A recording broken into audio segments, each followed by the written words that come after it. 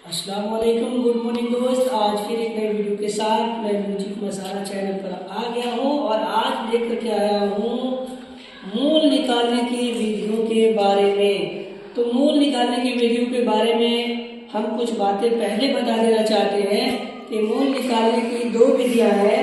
एक है गुणनखंड विधि से और दूसरा है फॉर्मूला की विधि से।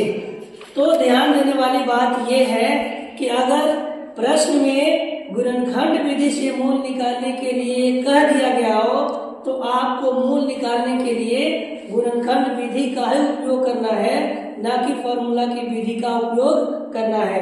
अगर आपने फॉर्मूला की विधि का उपयोग कर लिया और प्रश्न में गुणनखंड विधि का दिया हो तो आपके नंबर काटे जा सकते हैं। इसलिए बारी बारी से वीडियो में दोनों ही विधियों से मूल निकालने की प्रक्रिया को आसानी से समझ लें। तो चलिए शुरुआत करते हैं इस वीडियो को।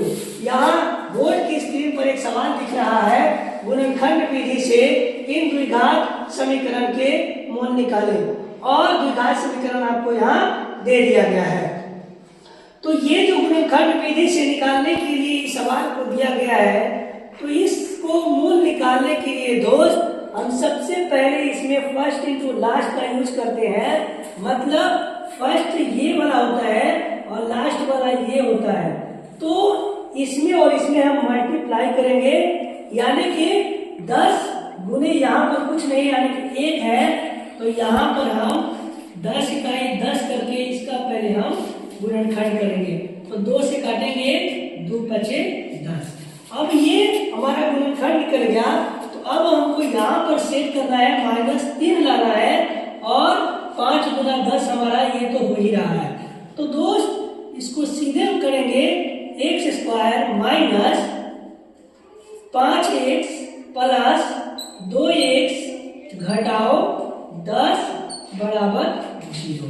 इसलिए कि 5 में से 2 घटाएंगे तो -3 आएगा, और 5 को 2 से गुना करेंगे दोस्त तो 5 गुने 2 यानी कि -10 आ जाएगा। तो अब इसको हल करेंगे हम। यहाँ पर इस दोनों में हम एक कॉमन लेंगे और इस दोनों में एक कॉमन लेंगे।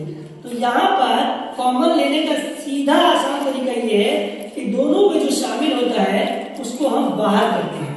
मतलब कि यहाँ पर x दोनों में है तो x बाहर करेंगे, और इसमें का x एक बाहर होगा तो इसमें का x एक बचेगा, और यहाँ पर x बाहर हो गया तो ये -5 बच गया। चलिए उसके बाद यहाँ पर हम दोनों में जो शामिल होगा उसको हम एक बाहर करेंगे। जैसे देखिए यहाँ पर 2 यहाँ भी है और 2 इसमें भी शामिल है, क्योंकि 2 पंचे 10 होता है। तो यहाँ पर हम सीधे करेंगे +2 ले लेंगे कॉमन, और यहाँ पर +2 लेने के बाद यहाँ पर x मेरा बच जाएगा, और माइनस इसमें का जो है 2 हम ले लिए हैं, मतलब 2 पंचे 10 यानी कि -5 यहाँ बच जाएगा। तो ये हमारा कॉमन निकल गया। अब आसान तरीके से इसका नियम ये है दोस्त, एक बाहर वाला और एक ब्रैकेट के अंदर वाला हम ले लेते हैं। तो ब्रैकेट के बाहर वाला है x प्लस 2, और ब्रैकेट के अंदर वाला है x -5। ध्यान ये रहे दोस्त कॉमन लेते समय कि ये दोनों ब्रैकेट के अंदर का बराबर आना चाहिए। अगर बराबर आपका नहीं आता है तो समझिए कहीं ना कहीं आपने गलती की है। तो चलिए अब ये निकल गया हमारा। अब मूल निकालने की प्रक्रिया को सीधा करते हैं। x + 2 = 0, x = 0 - 2, x = -2।